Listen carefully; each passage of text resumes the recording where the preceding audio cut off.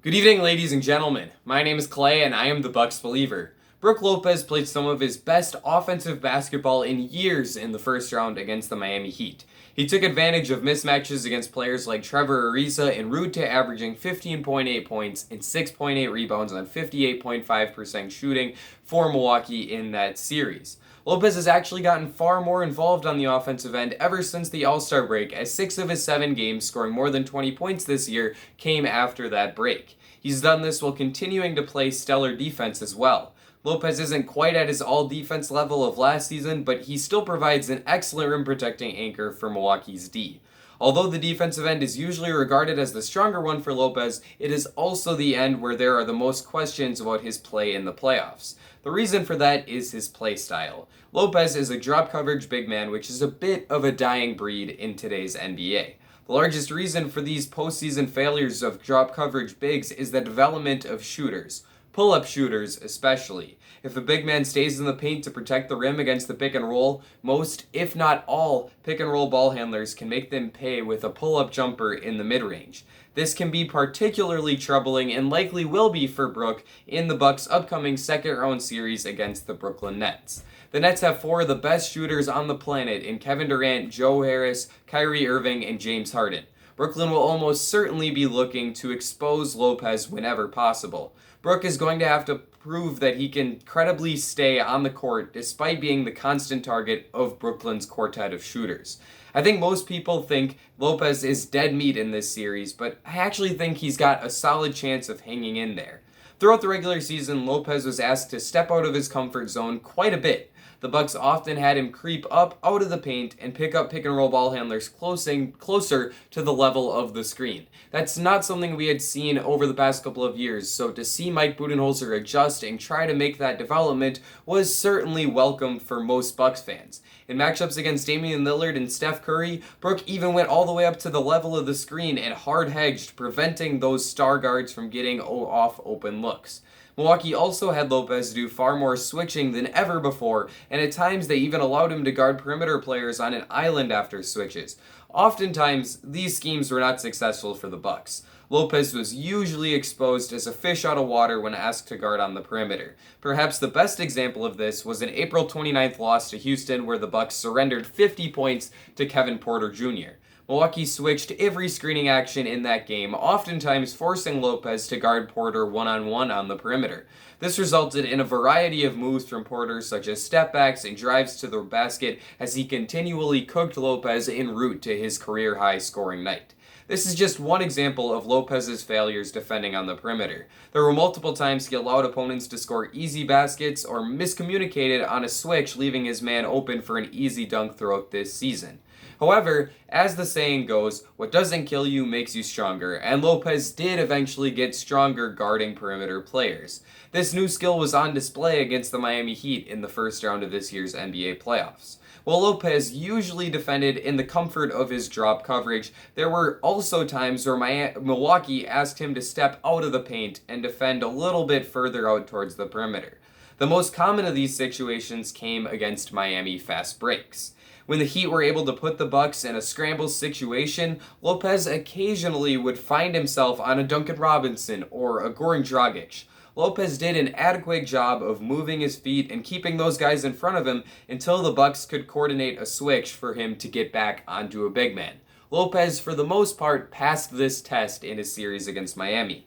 Neither of those players is as electric with the ball in their hands as Kyrie Irving or James Harden, but Lopez sticking with them is definitely a good omen moving forward. Brook also defended the pick and roll differently on some occasions against the Heat. Instead of waiting in the paint, Brook would sometimes leap out at Goran Dragic or Kendrick Nunn to prevent them from getting a wide open mid-range shot before Brook would quickly recover back into the paint to defend Bam Adebayo or Dwayne Dedmon. Once again, this may not work against a guard as quick as Irving, but it's certainly worth a shot because the Lopez has a chance to inflict some very real damage on Brooklyn on the offensive end of the court. The only true center on the Nets is DeAndre Jordan, and Jordan has scarcely played since the Bucks' last matchup against the Nets. As a matter of fact, Jordan didn't play a single minute of Brooklyn's first-round series against the Boston Celtics. Instead of Jordan, Nick Claxton, Blake Griffin, and even Kevin Durant will likely spend time with the Lopez matchup. Brook has a distinct physical advantage on each of those three players. He weighs 40 pounds more than Durant, 30 more than Griffin, and 65 more than Claxton. He also is at least 3 inches taller than each of those three Nets players, so he clearly is going to have an advantage against them. That height and strength could allow Brook to dominate Brooklyn in multiple different ways. The first of these is on the offensive glass.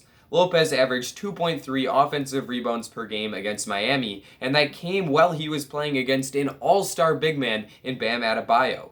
Against Brooklyn, he could create even more extra possessions for the Bucks when you consider that the Nets really struggle when it comes to defensive rebounding, and Brook has excellent physical tools that could allow him to exploit those struggles on the Brooklyn end of things.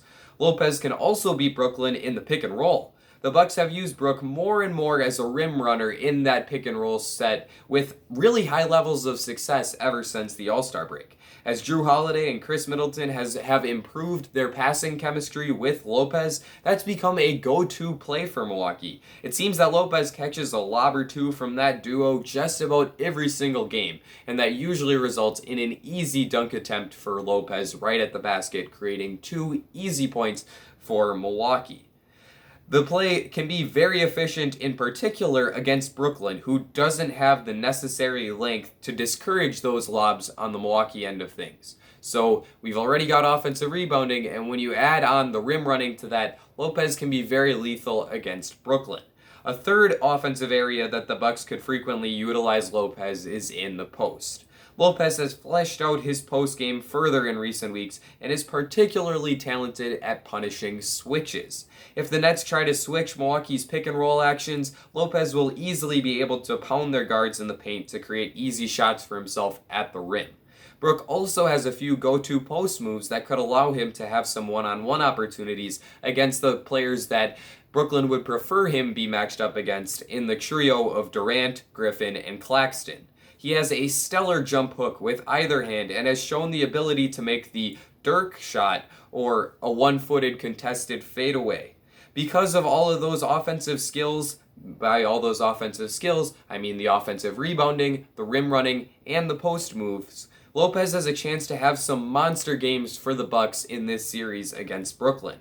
However, if Brook can't defend at a reasonable level, Milwaukee will be forced to sit him down. Because of this variance and Lopez's potential level of play in this upcoming series, I think he's the single biggest X factor, and he could have a really good series for Milwaukee where he's impacting them positively on offense and hanging in there on defense, or he could be punished by his former team on the defensive end, which will force Milwaukee to sit him down and not be able to reap the benefits of his stellar offensive play. This is certainly interesting because Lopez is having a revenge series against his first ever NBA team. So let's all sit back, grab some popcorn, and see what happens in this series between the Bucks and the